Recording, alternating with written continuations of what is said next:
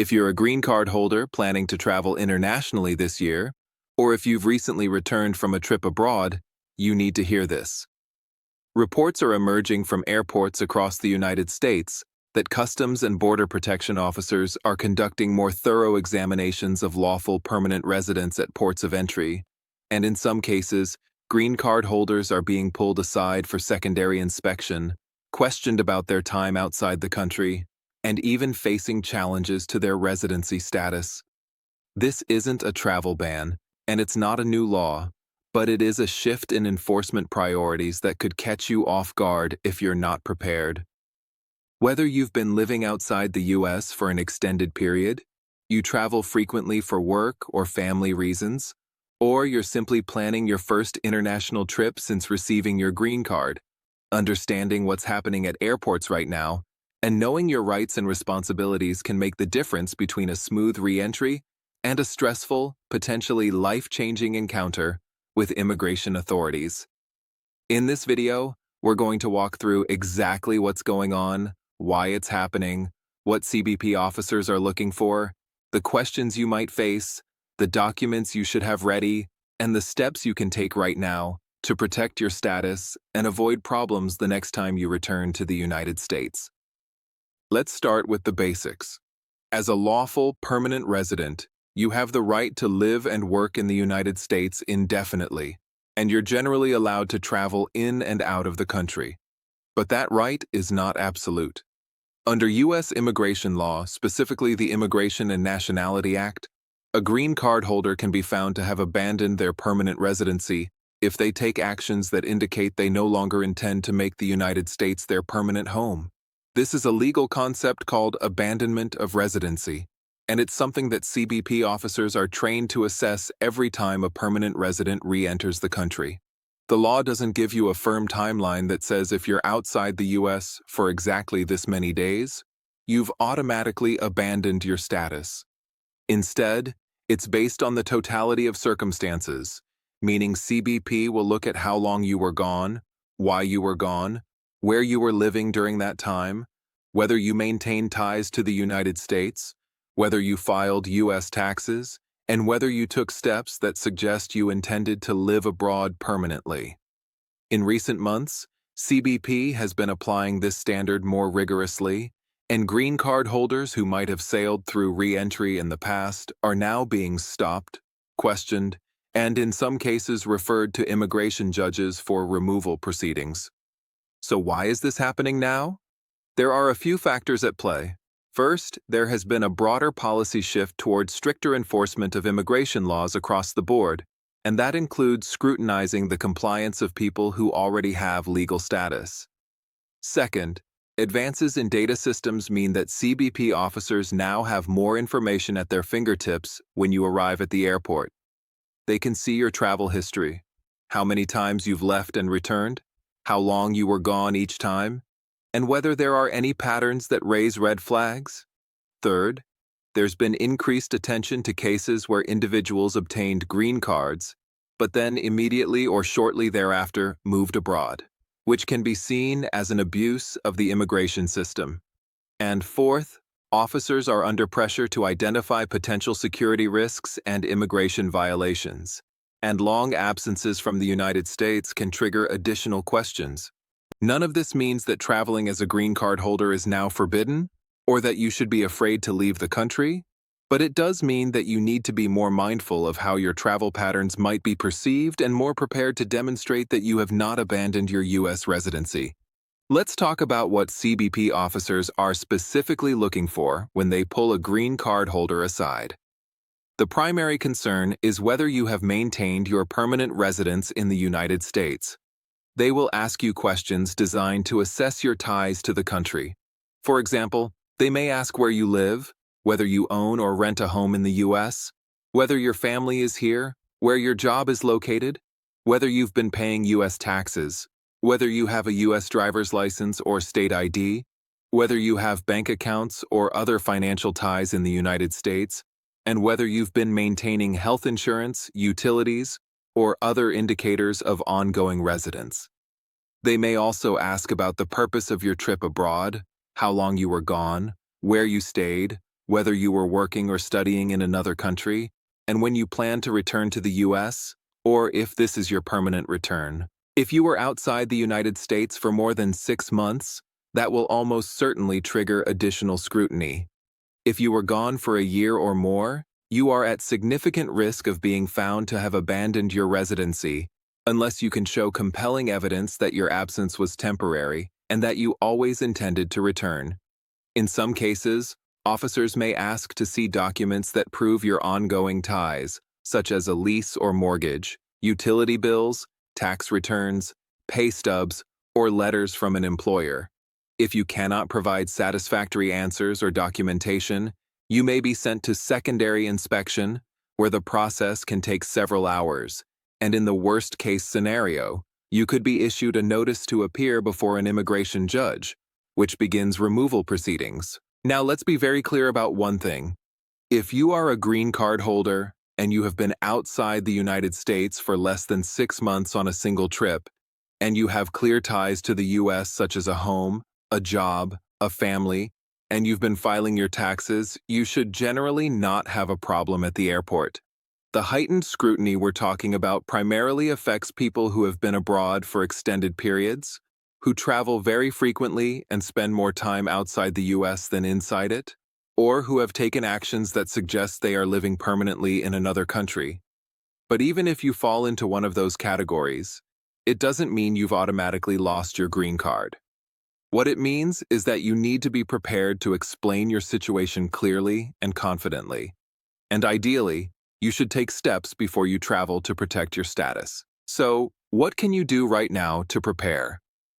First, if you are planning to be outside the United States for more than 6 months but less than a year, you should consider applying for a re-entry permit before you leave. A re-entry permit is a travel document issued by USCIS that allows a green card holder to stay outside the United States for up to 2 years without being presumed to have abandoned their residency. It doesn't guarantee that you won't face questions when you return, but it is strong evidence that you intended your absence to be temporary.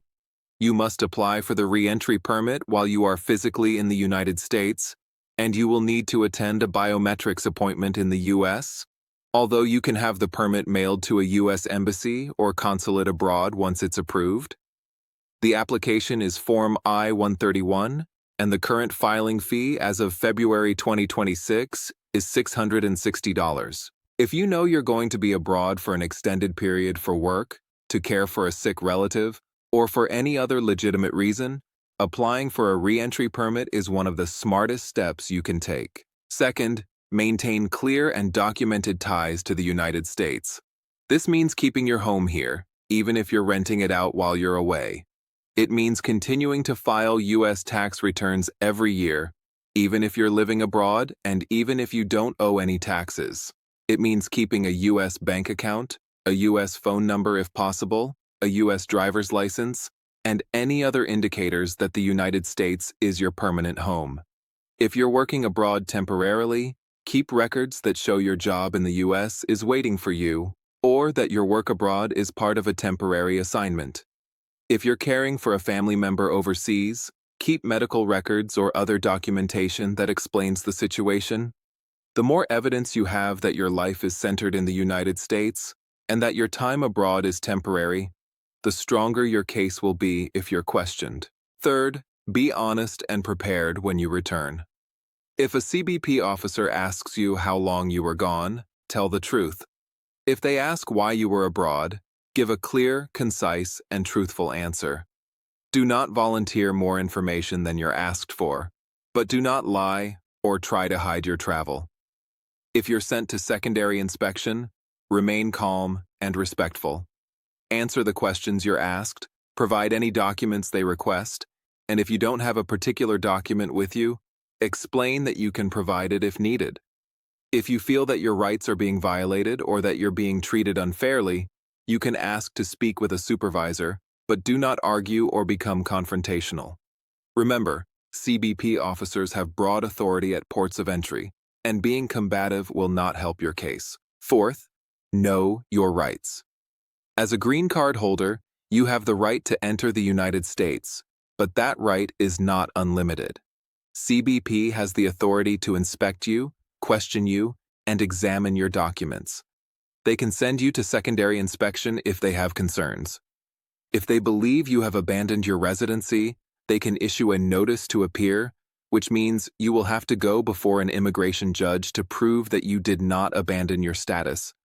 If that happens, you have the right to be represented by an attorney, and you should absolutely seek legal help immediately. Do not sign any documents or make any statements without fully understanding what you're agreeing to. If you're asked to sign a form saying you're voluntarily abandoning your green card, and you don't believe that's accurate, do not sign it. You have the right to have your case heard by a judge. Fifth, if you've already been outside the U.S. for a long time and you're worried about re-entry, consult with an immigration attorney before you travel back. An attorney can review your specific situation, help you gather the documents you'll need, and advise you on the best way to explain your absence. In some cases, if you've been outside the U.S. for more than a year and you did not get a re-entry permit, you may need to apply for a returning resident visa, also called an SB1 visa, at a U.S. embassy or consulate before you can return.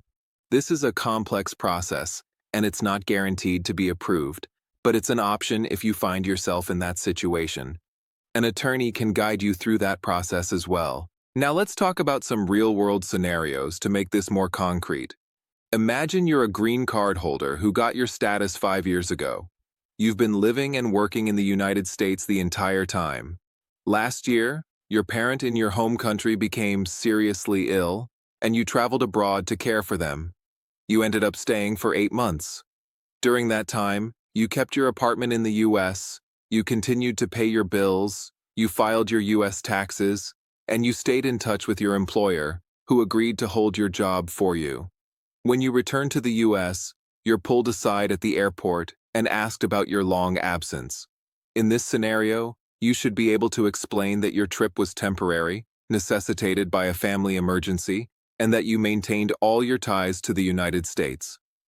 Bring documentation if you have it, such as medical records for your parent, correspondence with your employer, your lease or mortgage, and your tax returns. This is a strong case for maintaining your residency. Now imagine a different scenario. You got your green card 2 years ago. You stayed in the U.S. for 6 months, then moved back to your home country to continue running a business you own there. You've been coming back to the U.S. every few months for a week or two at a time to visit family, but you're clearly living abroad. You haven't filed U.S. taxes, you don't have a home in the U.S., and you're not working here. When you try to re-enter, CBP questions you and determines that you've abandoned your residency. In this case, you would likely be found to have abandoned your green card because your actions show that you do not intend to make the United States your permanent home. You may be issued a notice to appear and required to go before a judge. This is a much harder case to defend. Here's another example. You're a green card holder who travels frequently for work. You're a consultant, and your job requires you to be in different countries for weeks or months at a time. But you have a home in the United States, your family is here, you file your taxes here, and you always return. You're out of the country more than you're in it, but every trip is for work, and you always come back. In this case, you may face questions, but as long as you can document that the U.S. is your home and your work travel is temporary, you should be able to maintain your status. Keep records of your work assignments, your employer's letters, and your ties to the U.S. These scenarios illustrate that the key issue is intent. Do you intend to make the United States your permanent home, or have you decided to live somewhere else? Your actions speak louder than words, so if you want to keep your green card, your actions need to show that the U.S. is your home. Let's also address a common question. What if you're a green card holder who needs to live abroad for work or family reasons for a period longer than what a re-entry permit covers? In some cases, it may make sense to consider whether maintaining your green card is the right choice for your situation. If you know you're going to be living abroad permanently or for many years, and you don't plan to return to the U.S. to live, it may be better to voluntarily give up your green card rather than risk having it taken away or facing removal proceedings. This is a very personal decision, and one you should make with the help of an attorney, but it's worth considering. If you do decide to give up your green card, you can do so by filing Form I-407 with USCIS or by turning in your green card at a U.S. embassy or consulate. This is a permanent decision, and if you later want to return to the U.S. as a permanent resident, you would need to go through the entire green card application process again. So it's not something to take lightly, but it may be the right choice for some people. It's also important to understand that this issue is not just about CBP officers being more strict. There are legal consequences if you fail to maintain your residency. If you lose your green card, you lose your right to live and work in the United States. You would need a visa to enter the country. If you have U.S. citizen children or other family members who are depending on you to sponsor them for green cards in the future, you would no longer be able to do that. If you were planning to apply for U.S. citizenship, you would no longer be eligible. And if you have any criminal history or immigration violations, losing your green card could make it very difficult or impossible to ever return to the U.S. So the stakes are real, and it's worth taking this seriously. All of this information is current as of February 10, 2026, but as always with immigration policy, things can change.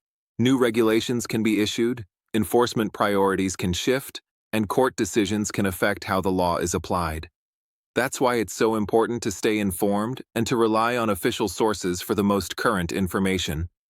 The U.S. Citizenship and Immigration Services website, USCIS.gov, is the authoritative source for information about green cards, re-entry permits, and residency requirements.